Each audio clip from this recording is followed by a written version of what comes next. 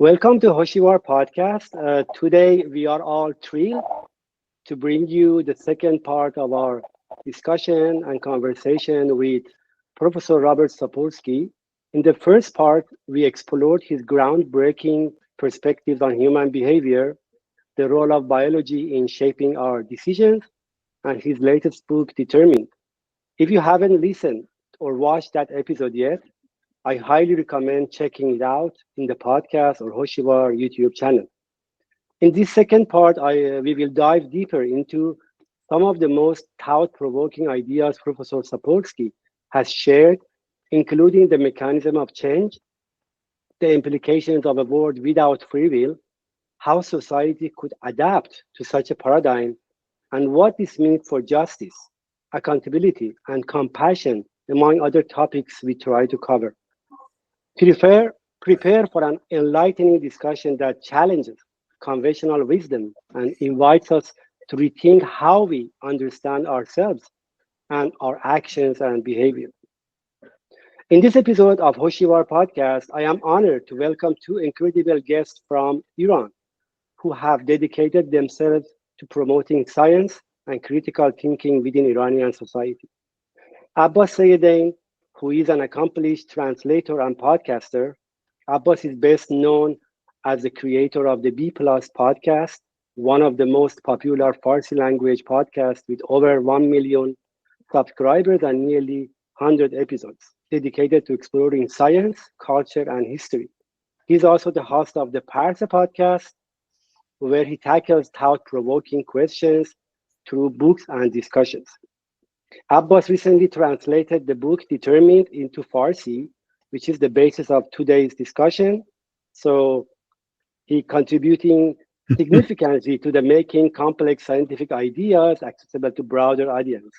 I will include links to both the English version and Farsi translation of the book in the podcast and YouTube channel. I highly recommend to read the English version if you can, if not the Farsi translation. Joining him is Reza Amir, a former medical student and a biology teacher with nearly 30 years of experience in education. Reza is also the creator and host of the Mehrangiz podcast, a widely recognized platform that has been advocating for scientific literacy and evidence-based thinking for the past 2 years. Through his podcast, Reza has been making remarkable efforts to popularize science, delving deeply into topics such as human behavior, human biology, evolution, and explaining them in a way that is both simple and inspiring, sparking curiosity among listeners. Together, Reza and Abbas bring a wealth of knowledge, passion, and dedication to the promotion of science and critical thinking. I am thrilled to have them join us today as we discuss their journey, their work, and their shared mission to inspire a deeper understanding of the world around us. I welcome both of you, Abbas and Reza, to the discussion. Do you have any words to say, Abbas and Reza? Thank you for this kind introduction. It's a great pleasure and honor to be among you and talk to Professor Sapolsky. I've followed Professor Sapolsky's work for over a decade now, reading and watching and listening to him, and the opportunity to work on this on his latest book was something I couldn't miss. So I'm really glad to be here. I'm really honored to have this opportunity to work on this book. We have the Farsi translation here, and I hope I did justice to your work, and our Farsi-speaking audience could enjoy and be enlightened by your work. Well, thank you. I am thrilled to meet you. Thank you for doing that. I see also as some strange combination of fate, we are both dressed a little bit as Santa Claus today, so that's an odd additional feature to it. But thank you so much for doing that. I've never met one of my translators before, so this is very exciting. It's exciting for me too, obviously. Thank you. Reza, do you have a few words for Sapolsky? Hi there. This is Reza. I'm glad to be with you here. Well, Thank you. like Thank you. So by now, Professor Sapolsky needs no introduction. We introduced him in our previous section or previous episode. His groundbreaking work speaks for itself. So without further ado, let's dive into the extraordinary world of his ideas and insights one more time. So Professor Sapolsky, welcome back to the Pushibar podcast and interview. It's an absolute pleasure for me, and I think all of us, to have you with us for the second time. Well, thank you for the invitation again. Thank you all for coming to this. Thank you. So I start with my first question, and then we transition to the other team here. So Robert, you have completely articulated in your book how change occurs, even in the absence of free will. Yet, we all believe that the concept of the change appears to be one of the most nuanced and often misunderstood themes in your book. Many readers, including us, feel that a deeper exploration could bring valuable clarity to this topic. So I have a question, but I divide it to three parts, all related to each other. My question is, could you delve into the mechanism of change that drives it in a biological system? This can be human, or it can be other animals without the free will. A specific example, if you can provide to the audience about the human or the animal kingdom, it helps to illuminate this process. This is the first one, the mechanism of the change. But the other one, if the free will is not a factor here, that you believe is not, how might we facilitate change within ourselves and helping others to change? What practical approaches can we as a society, the podcaster, as a scientist, as a science advocate, with embracing this perspective? These are related. And then finally, considering the mechanism of the change, what distinguishes us as a human from other animals? Is there any unique elements that set us apart from animals, or we do function largely under the similar principles? We do love to hear your insight about these interconnected questions about change. Well, nothing like some challenging questions to start things off here. In response to the first question, I will try not to be too mechanistic here, but the starting point is we humans, we primates, we vertebrates, we animals, we're biological machines. We not only are made of biological building blocks, but in a way that's like deeply, deeply informative, we're made of the same exact building blocks. And something that I take the readers through in the book is going through how change occurs in an organism that is as far from us as one could imagine. And this is the sea slug called aplysia.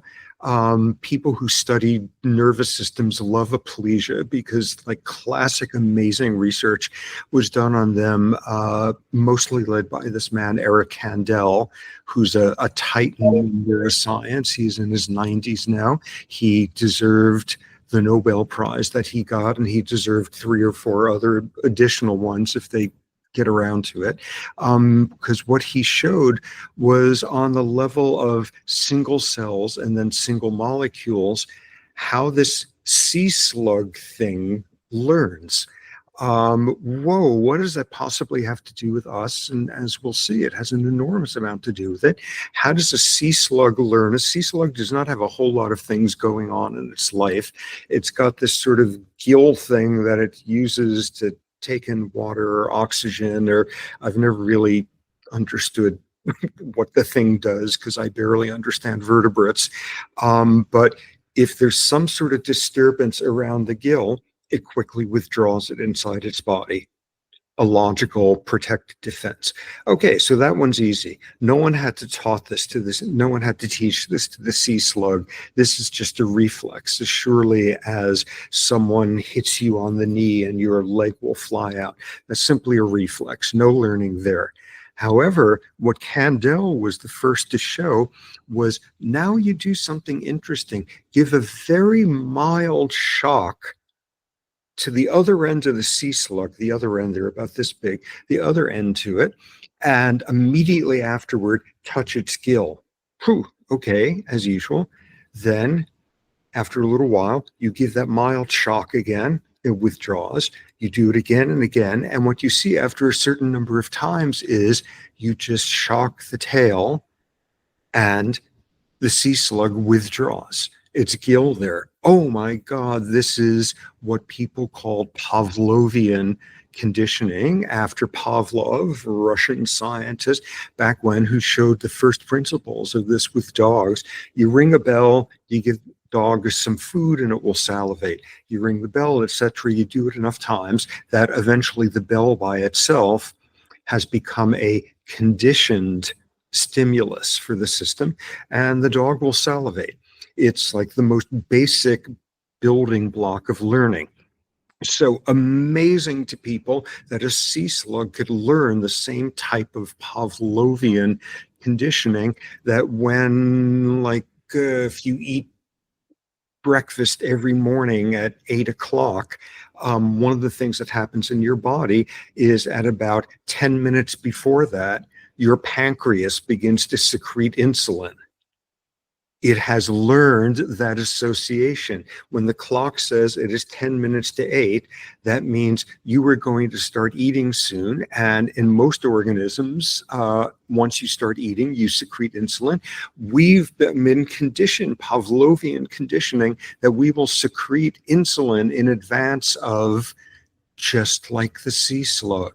We have that capacity, Pavlovian conditioning. So what Kandel did that was stunning was he spent, about 20 years working out the circuitry, the wiring of which neurons automatically respond to this gill being hit, just the unconditioned reflex, and which pathway carries the information about that shock, and how over time that neuron gained the ability to turn on this reflex, turned on all on its own.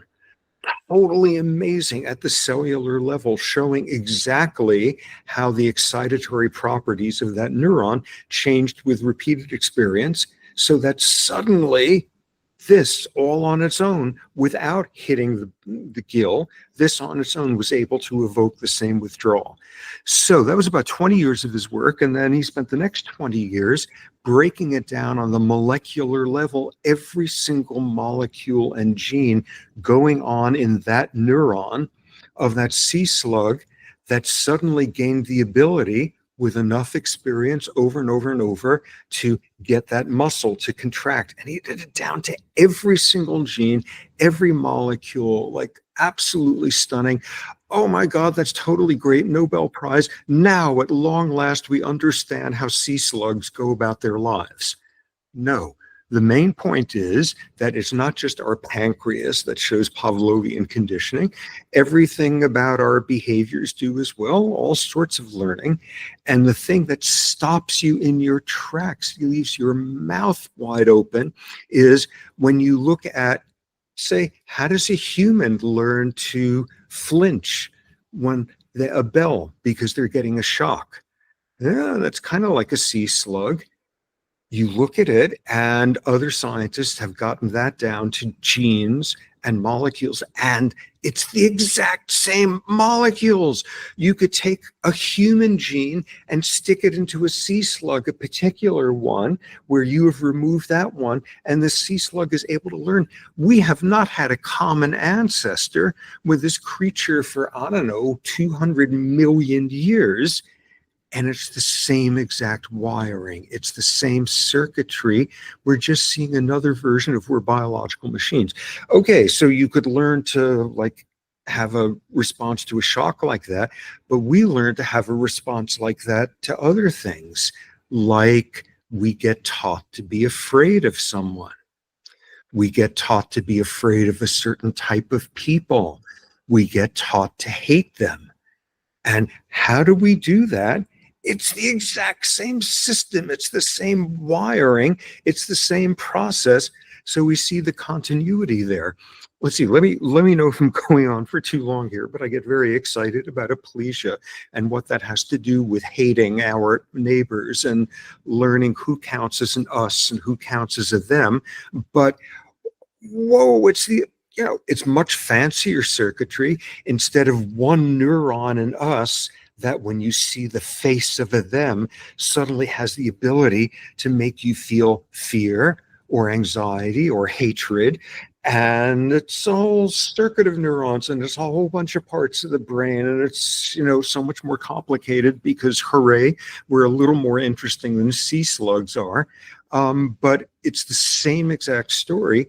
So how does change happen in us? How does change? We, exactly like a sea slug, do not sit there and decide, I think I am going to change. The sea slug does not decide, I am going to learn that this shock here is going to make me pull in my gill. There is no, it is changed, past tense, rather than choosing to change. It is changed by experience. And we are the exact same way. Donald Trump famously began his presidential campaign in 2015, a moment that I think will eventually be viewed as one of the days of mourning in American history. But he appeared at a speech that he gave, and in it, he said, one of the things I'm going to do is get rid of those immigrants coming into the United States. In his case, he was specifically referring to people from Mexico, and saying they're rapists, they're robbers, they're not like you and me. They are a them. They are a them. And what he had the power to do in a sickening percentage of Americans was do the exact same thing as happened in that sea slug, so that you have the word Mexican and the word rapist comes to mind. The word thief comes to mind, because Donald Trump was someone who was able to do that to the brains of a certain subset of Americans, enough to have reelected him. So we look at that and we see the same critical point. We do not decide to change either. We are changed by circumstance. And the example of Trump is very important, because not everyone was changed in that way. Some people could listen to his speech and come out of it, just like in aplesia, a little bit more conditioned now to associate them, that group, with fear, with hatred, they're rapists, they're whatever.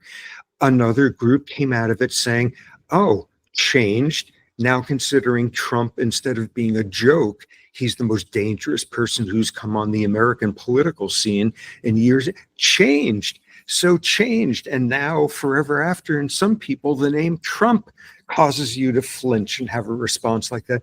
Why the different responses? Because of the obvious thing, not only do we not choose to change, we are changed by circumstance, but the way in which we are changed is a function of who we are when we've come to that moment. Are we the type of person who will now have a conditioned response to think of rapists when the word Mexican is said? Or are we now the sort of people who have been conditioned to think of the word racist when we hear the name Donald Trump? Obviously, because of everything that came before that makes people two different types of people. And where did that come from? From the circumstances that made you who you are from 1 second ago, to the genes that comprise you, to everything in between. And when you understand the biology of that, you see none of us chose to be changed. None of us chose to be that type of person. And the only thing to ask is, on this we are machines biological level, is, oh, this is the sort of human machine who, when being exposed to this experiment, exposed to this man, are conditioned in a way that they view some people as rapists forever after. And this is the sort of person who has been wired up in a way that when hearing the same exact environmental experience, hearing this famous speech, what they do is come away saying this man is a dangerous racist. And two different responses. And at that point, the only question to ask is, how did the first person become the sort of person that they are? And how did the second person become such a different person? than they are, and you go back and you take the pieces apart, and when you see what brought each person to that moment, it was an entire lifetime of biology over which they had no control, and biology's interaction with environmental factors over which they had no control. And when you work through that, I think what you begin to see is this is how we change. We change as a function of who we are at the moment, and we are capable of some surprises with that. So that's totally amazing.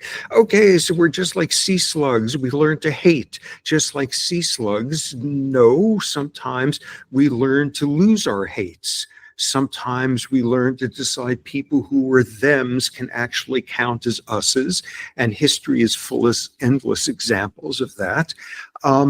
So that brings up the last part of your question. So what's different about us? And us that separates us from a sea slug and separates us from a chimpanzee or even our closest relatives that we share 98% of our DNA with. And the critical thing is we are the only biological machines who can know that we are biological machines. And as part of that awareness, we could learn where the switches are on our machine and where the buttons are, and we can now make use of that in order to bring about change within ourselves. We can be changed by the insights we have about the machine that we are. Let's give an example of that. You have two people go to a Trump rally, and one of them comes out of it. I'm obsessing about this because we are now only about 30 days from him coming back into office, and this is one of the most frightening political moments of my adult life. So you have two people go to a Trump rally, and one of them comes out of there and says, yes, they're rapists, all that. And the other comes out saying, oh my God, this guy is such a dangerous racist or whatever. And each one of them does something that shows something about the awareness of machineness. The first person comes out and says, whoa, I'm going to read more of this guy's speeches. I'm going to read speeches of people this guy likes. I'm going to look at their websites. I'm going to become more of a racist. I am going to now make use of that. I'm going to read more speeches. How do you become the sort of person who learned to read? How did you become the sort of person who respects going and reading, that this is a way you get more information? How did you turned out to be that sort of person? And the other person says, oh my God, I'm now going to learn more about the history of racist ideologues and like learn how they were. And how did you become the sort of person who has a respect for learning and gaining more examples of it? And you were not choosing to be the sort of person who will now go and learn more about it. You turned out that way. Things turned you out that way, and that is where change comes from in us. On the simplest level, where we can show that we are machines, you have someone who has struggled with alcohol, and they are trying to get over their alcoholism, and they are walking down the street, and they say, there's a bar, there's a saloon up ahead. And it's a really good one. And I'm just feeling that itch about alcohol. I'm going to cross the street and walk down the street on that side, because I've learned if I'm walking right by the door and I hear the music in there and people laughing or whatever, I'm going to cross the street. We have just had an example of an aplesia, a sea slug that understands it is a machine and has learned, oh, that's where my particular button is. Somehow I turned out to be the sort of person where I can pass the bar and I will go in there. But if I'm across the street, I'm good enough. My self-control mechanisms are good enough that will keep me from doing it. Oh, we have been changed in a way that no sea slug can be, of saying, oh, I'm that sort of person. I'm not sure. I know this is where temptation is too much for me, so I'm going to cross the street. And what we then get a next level of insight into is that there's two people who could have had the exact same experience of alcoholism, and both of them say, oh, this bar is up ahead of me, I'm going to cross the street. And only one of them does, because the other still can't stop himself and still goes by the bar and goes in there. They both are machines that understand what makes it easier, but this one turned out to be the sort of machine who has this discipline where he can actually cross the street. And the other one says, oh, I'm going to cross the street and avoid that bar, and instead walks right past it and goes, because they turned out to be the sort of persons where they deal with this in different ways. And just taking it from there, that's what makes us human. We have insight into our buttons and levers, which sounds terribly mechanistic and taking away our humanity, but that's how we work. And we happen to be very, very fancy organisms with this recursive loop potential and how our behavior changes, but it's still the exact same building blocks. How do you become the sort of person who has the thought, whoa, I'm going to go read some books on this subject so I'll learn even more about it? How did any of this happen? Thank you, Robert, for your thoughtful response. At this point, I would like to open the floor. So for questions from Tannaz, Abbas, Reza, if you have any questions about the change, we have other topics to cover. Please feel free to ask questions. If not, we can move to the next. So Tannaz, do you have any question? Go ahead. Yeah. Or Masood. I don't want to waste a lot of time, but Robert, if we consider we are biological machine, and all of us are biological machine. For example, here we are some people try to publish the knowledge or science to people for change. Yes? So what's our role? We don't have free will to do this, but we decide to publish the knowledge to inform people. You don't have free will, you are a biological machine. And in a big spectrum, all human beings are biological machine. I'm as an engineer, I'm just thinking about the robots. We invent the robots, we give them some programs for a special purpose, but they cannot decide for each other. But you said we just change because of the conditioning or because of our environmental. I'm agree with you, but it's very difficult to understand. So in this universe, who gonna decide? Who gonna decide what rule is good, what rule is bad? How we can decide for each other? Well, I think nothing like another easy question. I think what we see is what to do with, I don't know, at least in English, there's an idiom of people who feel like they are in control of their fate. They say, I am the captain of my ship. I am the captain of my destiny. And what we see here is not only are you not the captain, there is no captain. There is no captain. There's nothing other than what emerges in response to all these factors.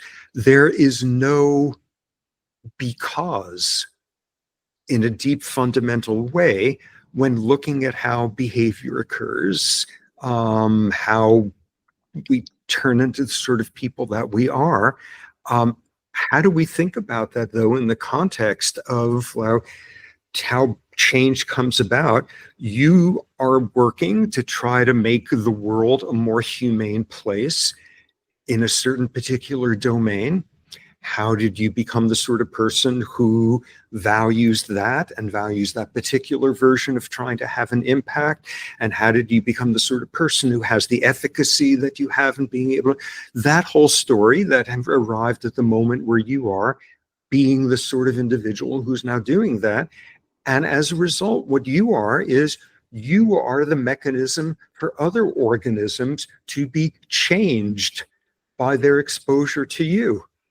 And some of them will agree with you, and because they've become that sort of person. Some of them will not. Some of them will, as a result, go and try to help the cause. Others will do exactly the opposite. Others may sit there and say, oh, I totally disagree with this guy. This guy is totally dangerous or whatever. And they turned out to be the sort of organism where that evening in bed, when they're going to sleep, they think about it and they say, you know, actually, that makes more sense. Actually, he's right. Actually, tomorrow I'm going to view, how did they turn out to be the sort of organism who respected introspection like that, who would reflect back on things? How did they wind up to be the sort where their personality wasn't, I don't care if he's right. I'm not going to tell anyone I was wrong. How'd I wind up being that? And you see how these ripples of change happen out from there. So whatever made you, you've become a stimulus that causes the other people in the universe around you potentially to be changed by their exposure to you. Thank you. I think we have some time for another question about change. I think we have other topics. Do you have, Reza or Abbas, anything about change, or we move to Tannas? You're good? Okay. At this point, let's turn to Tannas, who brings a unique perspective as a clinical psychologist. Tannas, the floor is yours. Please go ahead and about your thoughts and questions. Sure. Dr. Sapolsky, I'm going to ask you about the absence of free will, like usual, and in clinical settings. Accepting your argument about the absence of free will present a significant challenge to those of us working in clinical setting. So as a clinician, how can I explain these concepts to my patients with psychological disorders in a way that is both helpful and compassionate? Oh, the questions get worse here. Because by the time we're getting into the sort of like biological machines that therapists and patients are, there's a whole extra level to it. And maybe let me summarize it in the sense my wife is a psychologist. She was trained in that before becoming a neuropsychologist because she decided that she was more interested in how brains fall apart in dementia patients than how people wind up having the everyday sorts of problems. But, she is very respectful of cognitive CBT, cognitive behavioral therapy, which in my primitive slug-like understanding, I see why it's a very effective technique with certain types of things. And she would say something critical when saying, back when she was actually seeing patients, she was saying, this person, I was thinking of sort of a CBT approach, but they're not insightful. They don't reflect on things in themselves. Maybe they're not smart enough to be self-reflective. Maybe they're too angry. They're not, or this person is perfect for this approach because they have a great deal of respect for psychological insights. Oh, they turned out to be two different sorts of people, one of whom this approach is going to work and another one where it's not going to. What's going on with this approach is going to work? This is someone who turned out to be the sort of organism where you can, in effect, collaborate with them. Okay, do you notice that here's one of those circumstances again where you've done this destructive thing that you regret afterward? Let's figure out, do you notice it's always this sort of situation? And do you notice it has some similarity to, remember back when you were little, that terrible thing that has now shaped the sort of person you are, that it kind of reminds you. And let's now take that apart and see, even though this reminds you of it, you just did this and it turned out differently. It's not the same as that trauma you had back when. So let's analyze the thoughts that you had. Let's try to give you more rules and more power in understanding those circuits in you. And okay, so some people turned out to be the sort of person where that's efficient, that's effective with them. And some people turned out not to have psychological insight or not to respect the process or whatever. And with them, I'm being like ridiculous here, but I'm not a clinician. With them, you don't sit there and say, there's no free will, and here's how we work, and here's how you as a machine work. Do you notice across the street when you're near that bar or whatever? With them, you don't tell them there's no free will. With them, you say, you know, there's been tremendous progress with certain addiction programs. We're doing this addiction program where you go in every single day. This is a very good way for you to be the agent of change, because I'm now having the effect that you are now the sort of organism who understands that, ooh, going to this type of group therapy can help me stop being an alcoholic or something. You never mention machines to them. You never mention free will to them. You just say, you know, let's think about the people who turn out that they are able to change themselves. Let's see, what are they? They are able to go to this group therapy group every single morning before work, because that's very, you know, you don't in effect like clue them in about free will stuff. Because that's not the sort of machine that they are. You take a different angle with them. And I know I'm sounding ridiculous because, again, I think about molecules and cells and not only humans, but also sea slugs. And so that's a ridiculous satire of what psychotherapy is, but nonetheless, something with those kind of building blocks. When you say, ooh, they're a good candidate for cognitive behavioral therapy, you are saying, oh, they are this type of biological human who has the capacity for this sort of recursive loop in the workings of its nervous system, his nervous system, her nervous system, its nervous system, the sea slug's nervous system. Thank you. I got my answer. I appreciate it. So now, doctor, let's look at the broader population. Like, what about students? Besides doing therapy with my clients, I actually teach at the college level. So I'm a college professor too. So is it okay to talk about absence of free will in a classroom with the students? The ones they are like still developing the understanding of morality, responsibility, and agency. What about them? Well, you know, I have students as well, and I like am this old-fashioned idealistic sort of individual, and that I think that part of my job as a professor is like to shape people's moral views rather than just teaching them vocabulary or like how this part of the brain connects to that part of the brain and what they're called. You know, people debate whether that is the role of education, but I'm in the camp where that's part of what we do. But where unarguably where we are doing some teaching of moral whatever is what we do with our children. And that's where we run into the problem. One of the things you really hope to instill in your children is them being willing to take responsibility for their actions. Ooh, don't lie. Who stole the candy? Yeah, I did. And here, oh, responsibility, because remember, you are the one who has to be held responsible. And you don't sit there with your 4-year-old and say, you know, actually, when you look at genes and hormones and neurotransmitters, we're actually biological machines. And here's how you can stop being the sort of machine who will steal candy or be mean to this other child in school or whatever. At some point, for like someone like that, you know, there's no such thing as free will. Blame, punishment, praise, reward make no sense as moral instruments in and of themselves because they make no sense. They're good tools, though. Sometimes they're a good tool. Sometimes you are dealing with someone who is not yet capable of the recursive thing that we would describe as going to bed at night and saying, that's not the sort of person I want to be.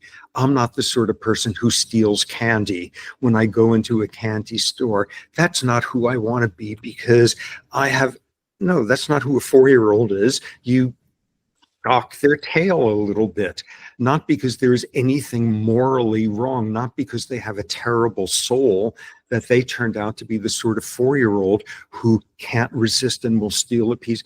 That's the level at which they're functioning, and they're at the shock their tail level. But it's a huge challenge, because part of what moral education about is having people taking responsibility for their actions. And it's a very subtle shift to, I chose to be this sort of individual, and that tells something about my moral worth and whether I am better than some humans and more deserving of certain treatment and worse than some others, all of that, to, yeah, I'm the organism who did that behavior. I turned out to be the sort of organism who will steal candy in a candy store. And, oh, good news, I also turned out to be the sort of organism where if you shock my tail 3 times, I'll stop doing that. That's who, because I'm not at the stage yet of sitting and saying, ooh, who do I want to be? No one's going to see you steal. I don't care. I couldn't live with myself. It's a very weird biological machine that has incorporated the idea of, that's not who I am.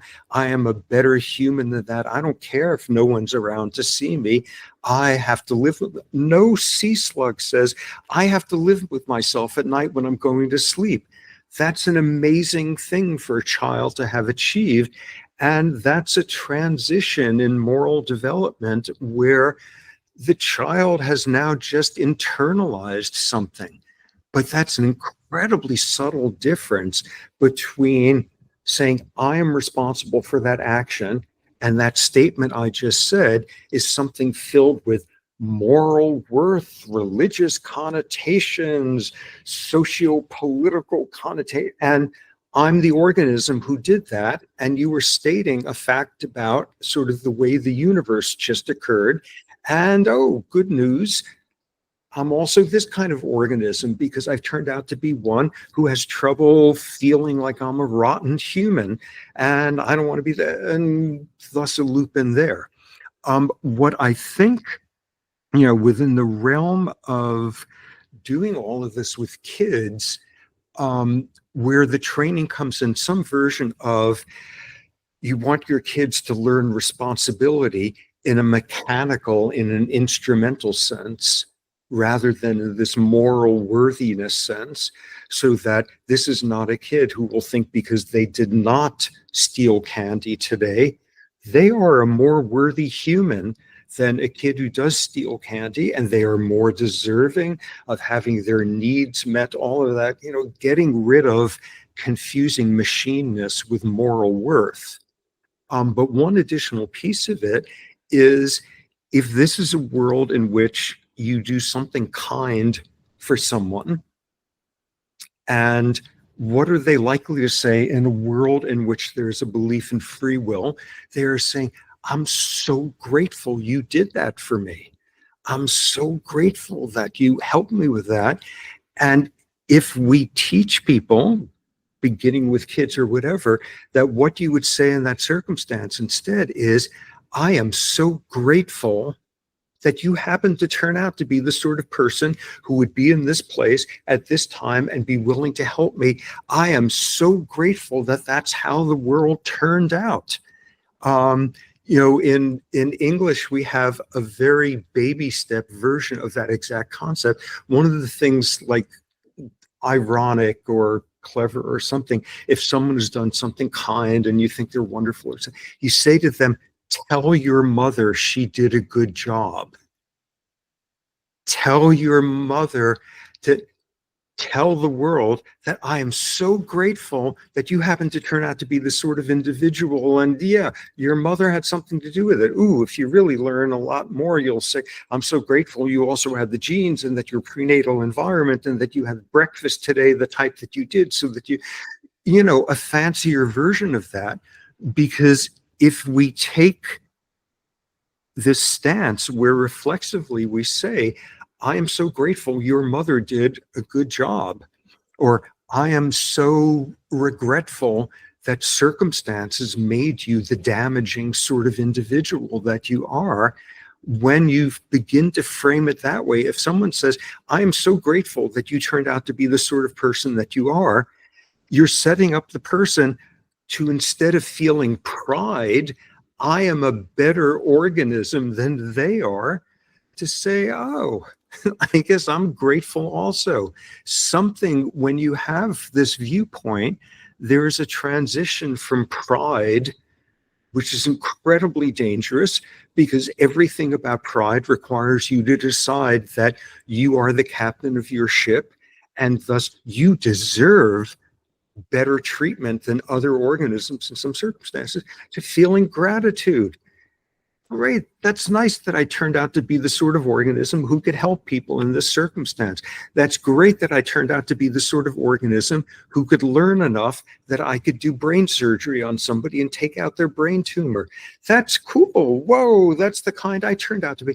Whoa, who would have thought I would turn out to be the sort of organism who could do this thing on a keyboard of a thing called a piano and do things that will cause an audience to cry with emotion? Whoa, look at that. Look at how my nervous system turned out. I can do something with that. By doing this, I can make people think of their loved ones who they've lost and how life is beautiful or life is tragic. Or, whoa, how'd that happen? That's cool. I'm grateful. Or how'd that happen? Damn. I turned out to be someone with a gene variant that predisposes me towards alcoholism, and I've made my children's lives so painful and traumatic by the things that I've done. Somehow a transition to that viewpoint, which, big surprise, is not going to be easy. I don't know. And if we train our children so that they see somebody do something, and before they say, oh, that was great, that was mean, they're not so smart, they're not nice, they're whatever, to the first thing you think is, how did they turn out to be different from you? How'd that happen? Let's figure it out. You know, I shouldn't tell you this, but they go home every day and their father actually hits them a lot at home.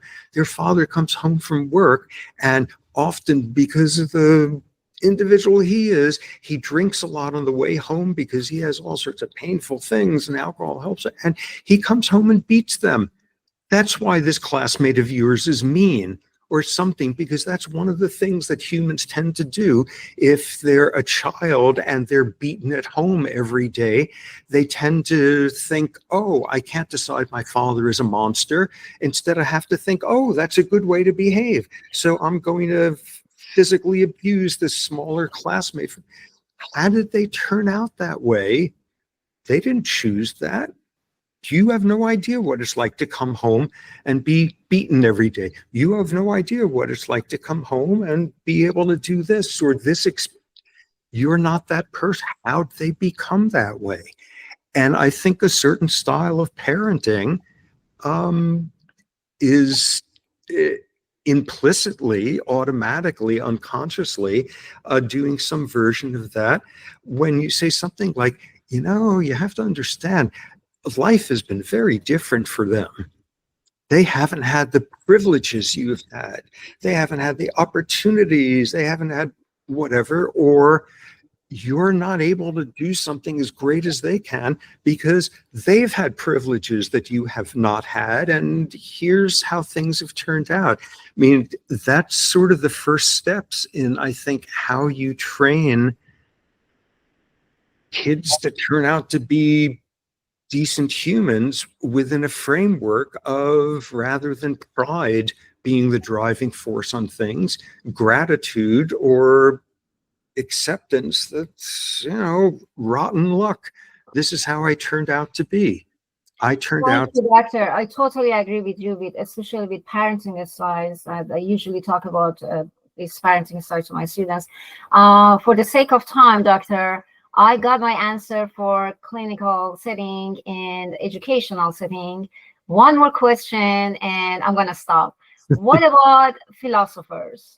So many philosophers argue that accepting this view, absence of free will, could be socially destabilizing and undermine morality and the value systems that sustain social cohesion. So how do you suggest we address these issues and guide society to accept this concept without triggering negative social consequences? Great, because this is the stance 95% of philosophers are what are termed deterministic compatibilists. Deterministic, yeah, they're willing to admit we're made out of things like cells and we got a brain and it does stuff to our muscles, and yet somehow that is compatible with we still have free will and should be held responsible for our actions. All that, somehow they are able to live with those two pieces in their head at the same time, when I think the science says it is absolutely not possible to do that when you really understand how things are. But one of the things that you quickly see is whether philosophers or when you're at the dinner table with family and your cousin is getting upset when you're trying to say there's no free will or whatever. Often when you read what the philosophers are saying, when you really read or really listen or get to know them a little bit, often what they're saying is, no, it is not philosophically compatible. They're saying, oh my God, what a depressing world it's going to be if people stop believing in free will. I wouldn't want to be in that sort of world. And where do they reach that view? In part because of ignorance about some very scary things. The first scary thing is, oh my God, you can't tell people that because they will run amok. They will just become this and all of that.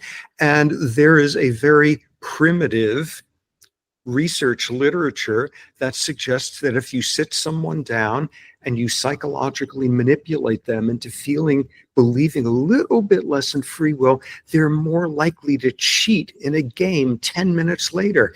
Whoa, that's our building block of saying people will run amok. That's a very primitive artificial system. You look at something much more interesting. Now, don't take a subject who you now manipulate them into believing. Get somebody who comes into the lab who already does not believe in free will. They haven't believed in it in 20 years. They've thought through all the implications, and they are as ethical in their behavior as the most religiously ethical or philosophically ethical. They've worked through it. They don't run amok. If you train people the right way, if you figure it out, people don't run amok when they do that. They learn we work in different ways. Okay, so you don't have to worry about that. Then the philosophers say, oh my God, what about we're going to have the murderers, the really, okay, machines. You want to talk about machines, the broken machines. We're going to have them running around. We can't have society where you teach people that. And we learn how to do that.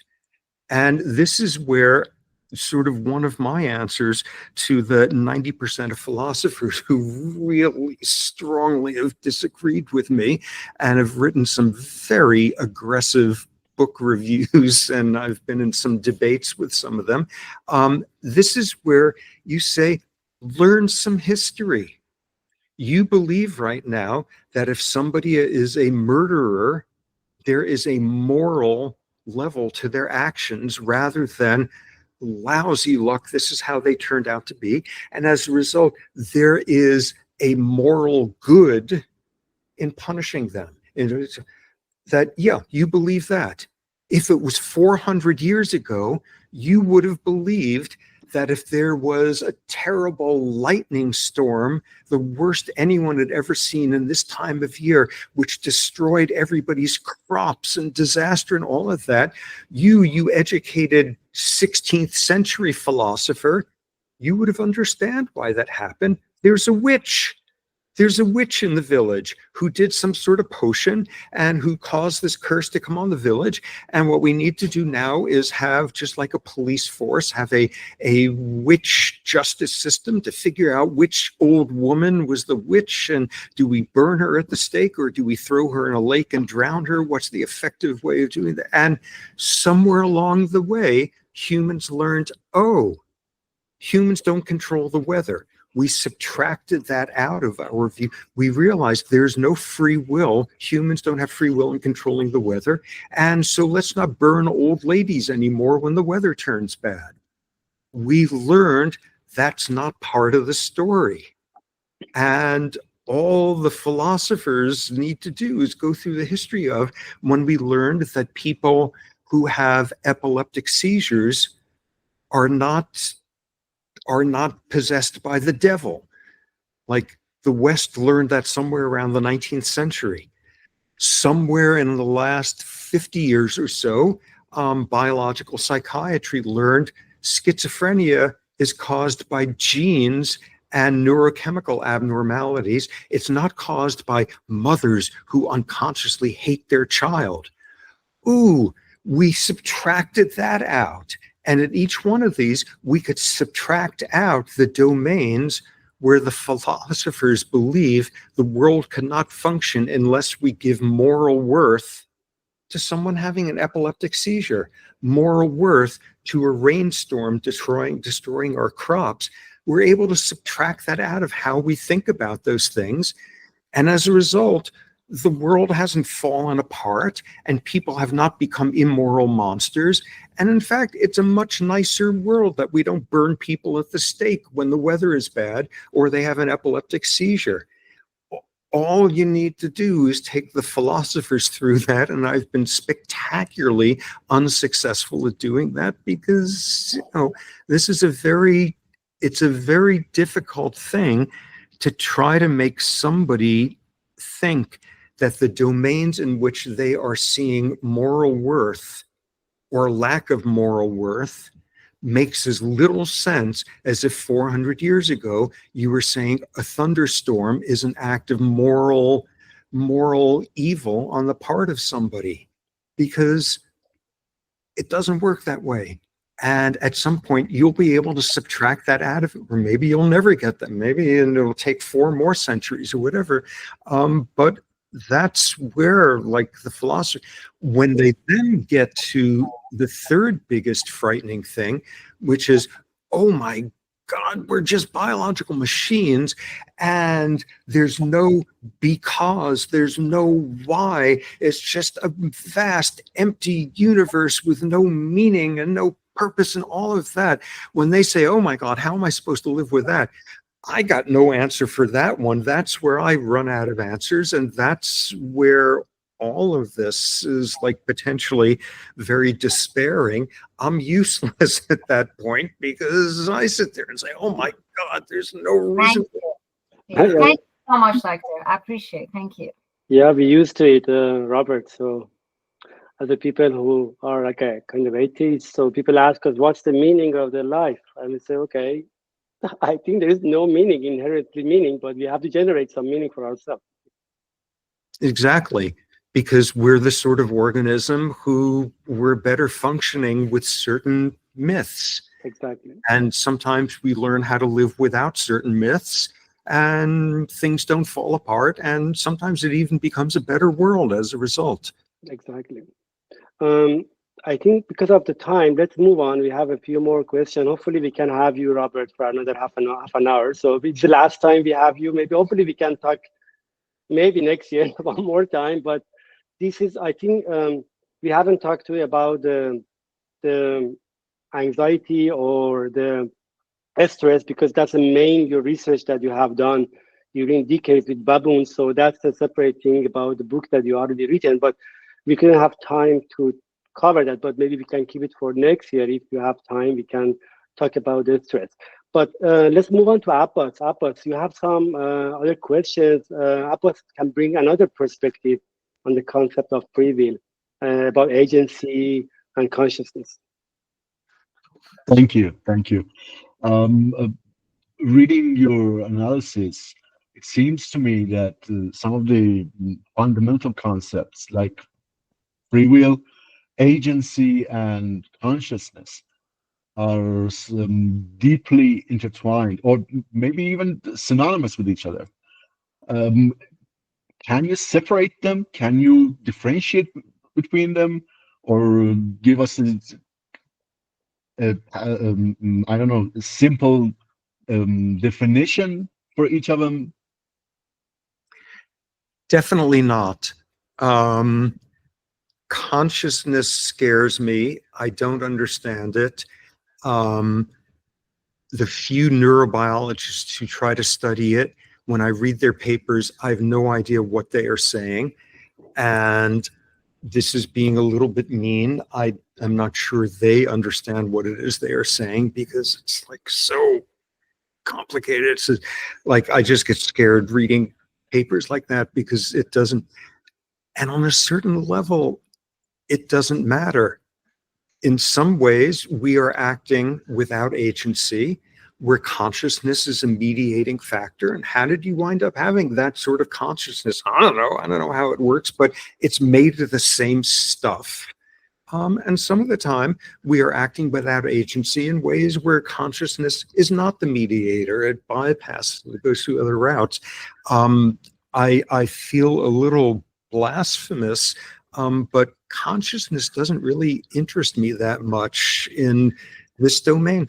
Some of the time that's part of the machine, some of the time it isn't. Thank you. Moving to the practical implications. You have argued that without free will, the retributive justice loses its meaning, and we should step by step at least move from punishment to some sort of punishment. And okay, I can argue against that, and I want your opinion about it. If we are dealing with a self-organizing system, the whole concept of justice loses its meaning. When a predator hunts its prey, we don't say, okay, this is injustice. How can we say this about humans? When someone kills a person, why we should define it as justice or injustice? You can't. It doesn't make sense to me. It doesn't fit in there at all. They turned out to be the sort of person who, just as one example, there's a part of the brain called the prefrontal cortex. It's a very human part of the brain, and it gives us self-discipline.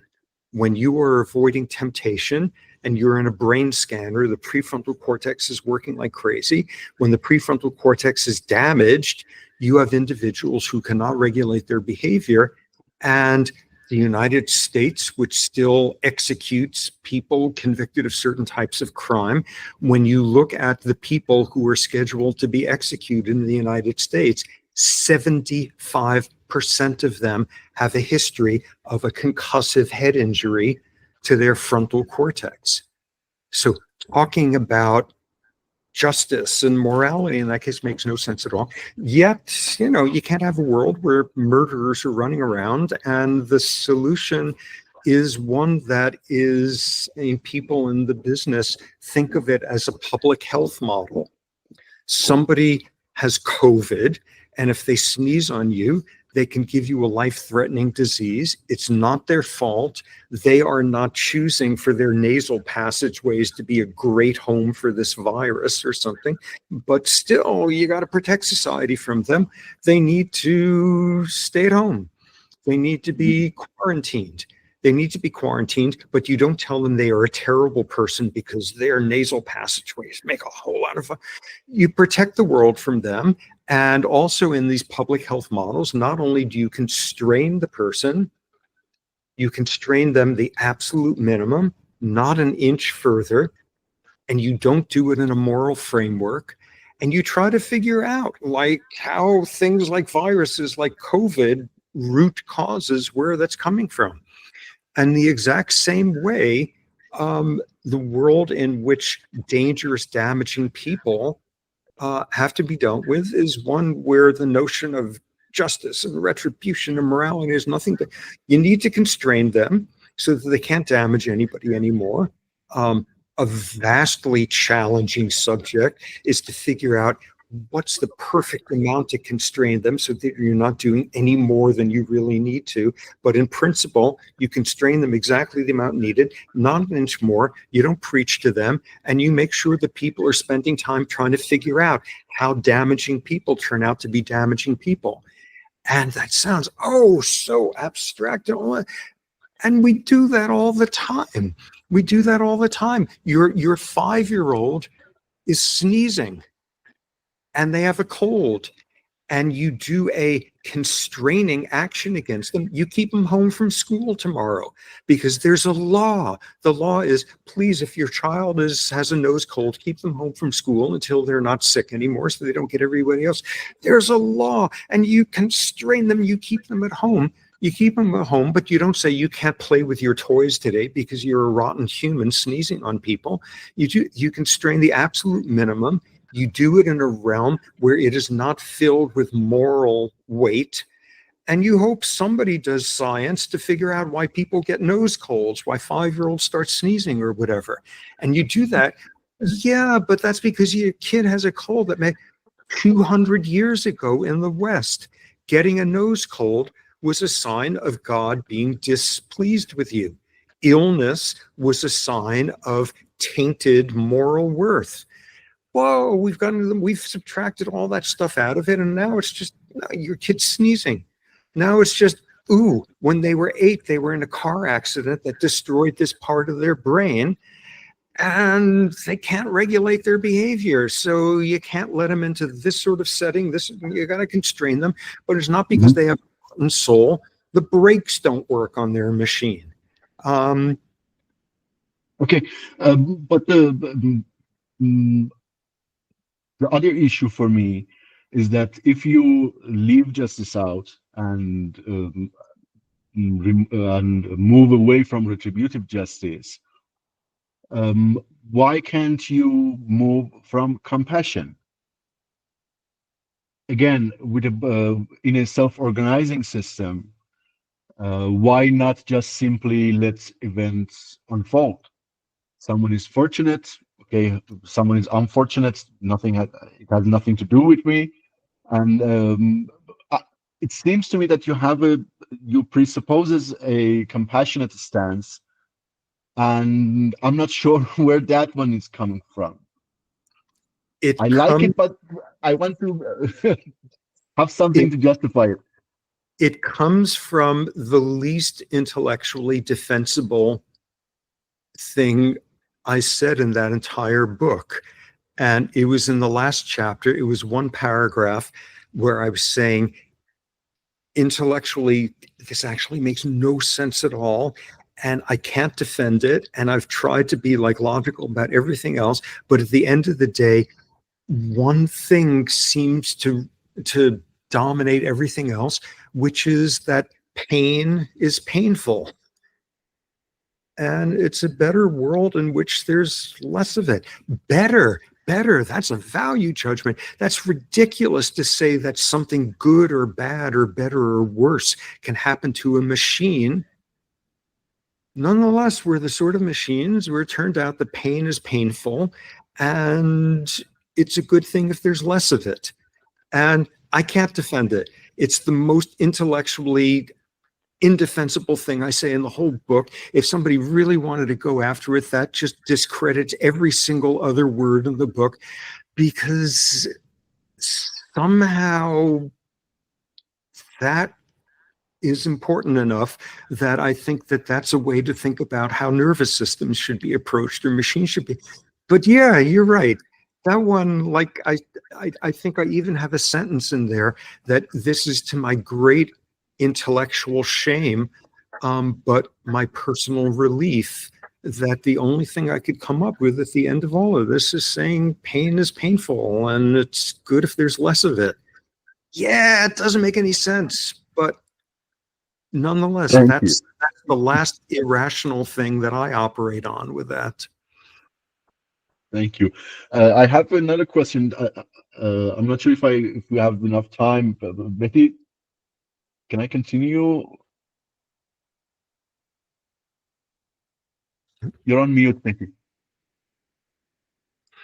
Sorry about that. Yes, go ahead. I think we can make it a short Q&A. So maybe we can cover. I think Reza has another question, and Masoud, if possible, Masoud, have view about the pre-bound or some other physical aspect of that. So hopefully we can cover it. I know it's a holiday, maybe universities are closed, but hopefully, Robert, we don't take your time much, but hopefully you can stay. Oh, as you'll notice, I have trouble not talking for hours and hours about this. So, okay, so hopefully we can finish before in 20 minutes. Go ahead, Abbas. As I said, I tried to read everything you've ever written and published, and much of your work is aimed for non-scientist audience. And it's a personal question for me. What role do you see for science communicators? It's extremely important. It's incredibly important. It helps people stop being ignorant peasants about making sense about how the world works and why people do what they do. It makes people have a whole new range of opportunities of things that can give them a sense of awe, that how amazing is it that this is how the universe works, or like you watch, in Africa over the years, a gazelle is an amazing animal, can leap like 30 feet, and you look at it, they're beautiful. And it turns out there's totally cool biomechanics as to how like their pelvis works. And so now you could think it's totally cool on two levels. It's beautiful they do that. And now that I know this, so it makes life more interesting. It's a way of like getting people to do things that are healthier. But mostly, for most cases, knowledge is a good thing. So it's nice that people think that weather is caused by emergent atmospheric forces rather than by witches. It's a good thing to communicate that. Thank you. Thank you.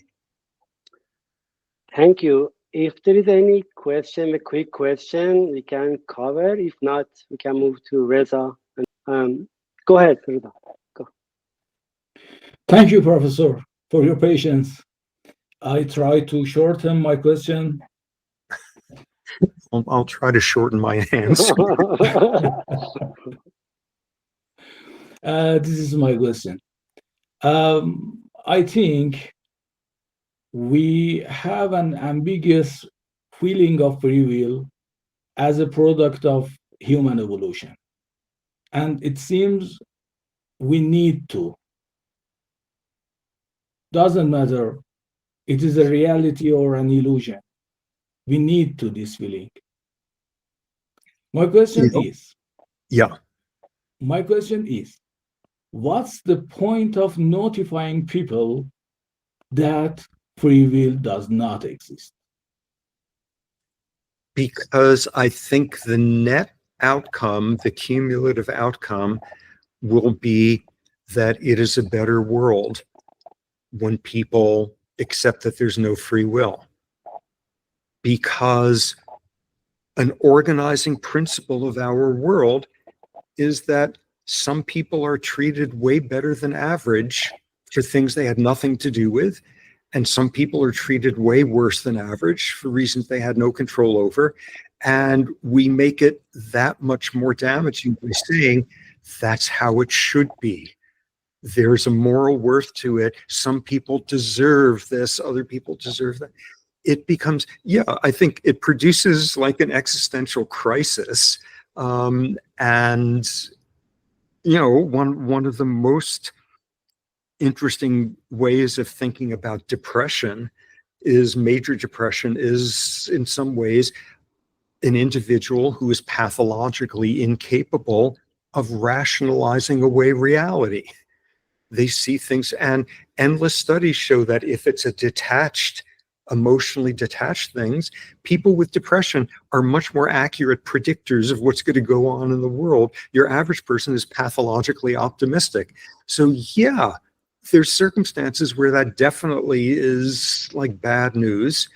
And you know, people have been dealing with sort of the philosophical implications of it. But I think all things considered, it's a better world if people don't think that somebody deserves their higher salary because they grew up privileged, and that somebody deserves to not have this or that because they turned out to be this kind of, you know, I totally understand. And you know, I don't know how much you teach sort of from an evolutionary context, but the evolutionary biologist Robert Trivers, who was one of the architects of sociobiological thinking, he has written about the evolution of self-deception. And we could not be as smart of organisms as we are and function if we had not evolved a capacity for denying reality in a lot of circumstances. Yeah, it's often a great thing. So like apply it appropriately, and in a therapeutic setting, some people, that's going to be instrumentally more effective. Yeah, denial is a very helpful thing in lots of circumstances. Still, I think the net result is it's a better world when we don't burn old ladies at the stake. Any question, Reza, about? Thank you. One more point. I think the evidence you present in your book demonstrate that there is no need to free will. There is no need. But it's not the same that free will does not exist. Well, that comes down to, if there's no free will, is it better to believe that it's there? Is this a good thing or not? And again, you know, there's domains where the truth is not necessarily a good thing. It is like a rule or something. Somebody gets into a terrible car accident, the rest of their family is killed in it, they're barely holding on to life, they're in the emergency room, and half conscious they say, is the rest of my family okay? That's not when, don't tell them, no, actually they all died because of the accident that you caused. That's not, hold off on that. That's not a good time to, yes, there's some domains in which the truth can be enormously destructive, and a lot of what psychological health is about is knowing the right mixture of truth and untruth on a certain level. Yeah, tread carefully. You probably should not go out and like say there's no free will out of a speaker and preaching that. Do it a little bit. You know, when you get angry at that sort of person, it's actually not their fault. This is like a revolution that needs to play out over 500 years. It's a very slow moving revolution. So like a little bit at a time. Yeah, do the whole thing. And either it's vastly depressing or people will get existential crises or whatever. Yeah, you can't do it overnight. I know that. I can't even do it with myself overnight. So yeah. Okay, so thank you. I think we are almost maybe another 10 minutes. So for the summer audience and also viewers, we are going to talk with Professor Greg Caruso tomorrow soon. Tomorrow we arranged it. So some of these moral aspects about the neuroexistentialism and something that he covers, we'll talk to him as well. So Masood, for the last part of the discussion, please move forward and some of your questions about from your perspective. My question, very easy as usual, Robert. Okay, in Determine, you argue that free will is an illusion based on our growing understanding of neuroscience. However, as someone who believes in, who engage with physics, I see emergent phenomena in complex systems. like the universe, as opening possibilities beyond strict determinism. Could emergent complexity in the brain provide a framework for free will, even if individual neural processes are deterministic? Yes, I am expecting questions like this from you after last time. The thing about emergent complexity, self-organizing systems, criticality to self-organization is it's beautiful. It's so amazing. Here's how it is that everybody has a brain that looks kind of similar, but they're never identical. Here's how that could never be. It's like totally beautiful, and I love it, and it's great, and it's the most exciting thing to me to see how, like, both riverbeds, how the Nile branching by Cairo and one neuron branching, the bifurcation rules are exactly the same, and it's like the best and all of that. But does free will sneak in through that?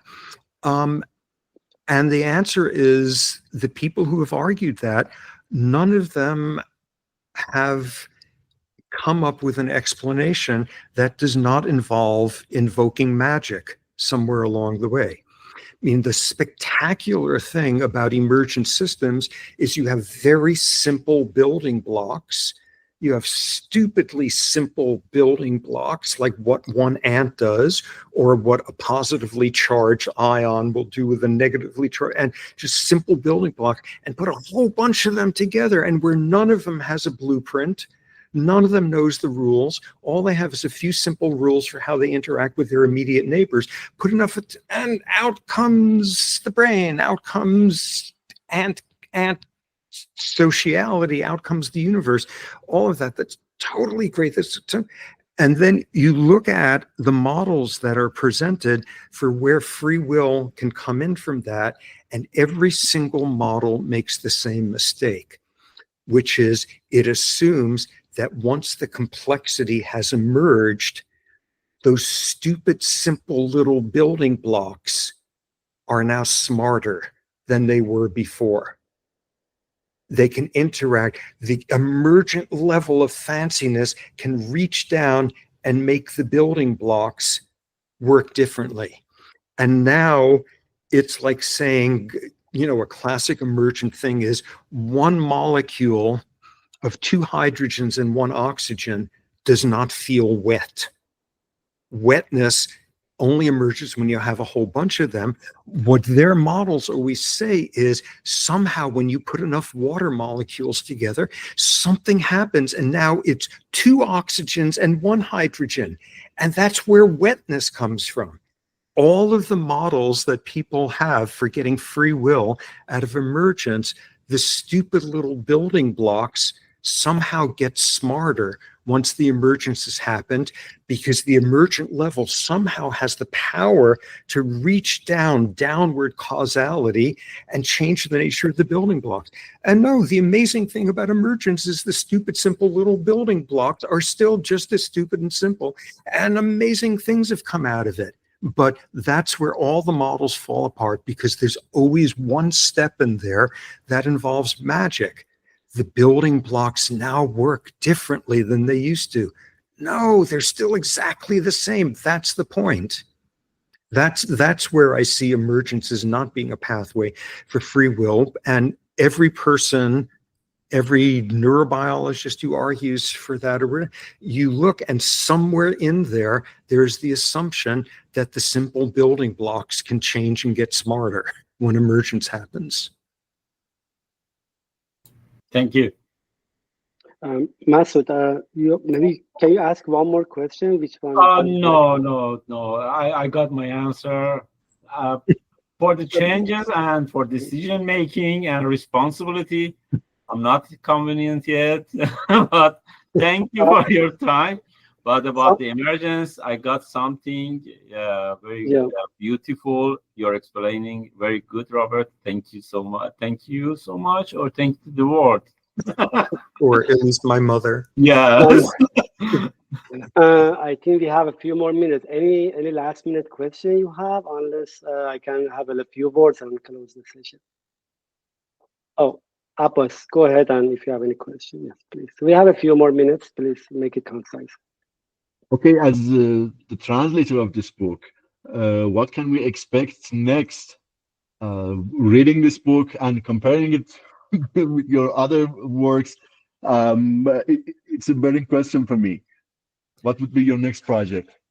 So, Robert, we were talking that maybe your next book might be something about change, the mechanism of the change. It is reasonable. I'm sort of at a stage right now. This last book took 5 years of very hard work, and the book before that took 5 years. And about 10 years ago, I closed my laboratory and stopped research in order to just do this full time. I'm not sure if I have another 5-year project in me. I'm not sure if I have the energy or memory or cognitive function. At this point, it just seems like too exhausting. The only thing I'm realizing is it lasted about a year after I finished the book before this one, before deciding that, yeah, let's try.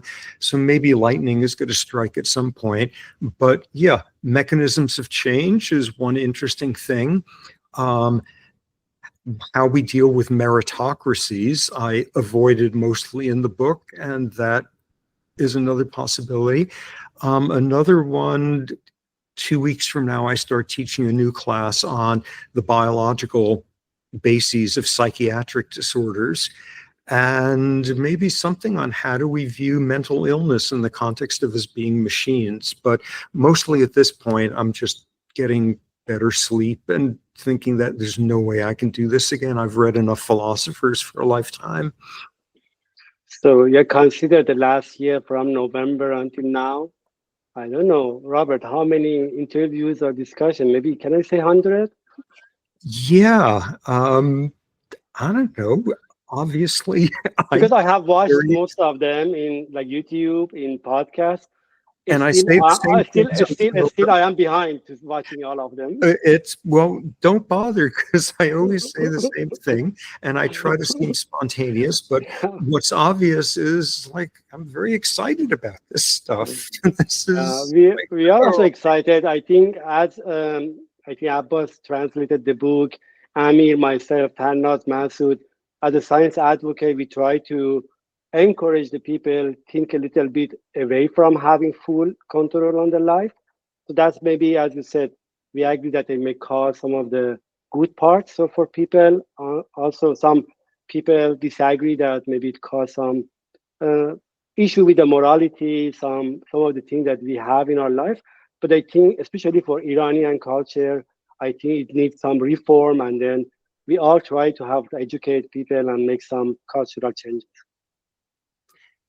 Yeah, well, thank you for doing it. Cultural change is a complicated thing when figuring out what pieces you should protect above all else and what pieces have served their time, perhaps. And yeah, all of our societies are navigating it. Iran has some special challenges in doing that, and with great potential harm that's done along the way. Yeah. Thank you again, Professor Sapolsky, for such a thought-provoking and illuminating discussion we had today. Your insights always continue to challenge us to think or rethink some of the most fundamental assumptions about human behavior, morality, and also the human mind, as well as the other animals. And thank you to our guests, Reza and Abbas, as well, joining us from inside Iran. Thank you for your invaluable contribution to this conversation, as well as your tireless efforts to promoting science and critical thinking among Iranians.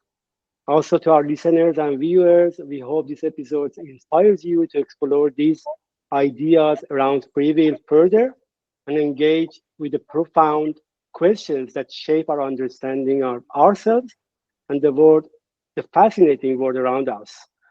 Be sure to check out our previous episodes with Professor Sapolsky and work of our guest, Parse, and also Mehrangi's podcast for more enriching perspective about science and other aspects. Until next time, thank you for joining us on Hoshivar podcast. Stay curious and keep questioning. Thank you. Thank you all for this. Thank you. Thank Have a good you. day. Thank you. Thank you. Take care. Take care. Bye-bye.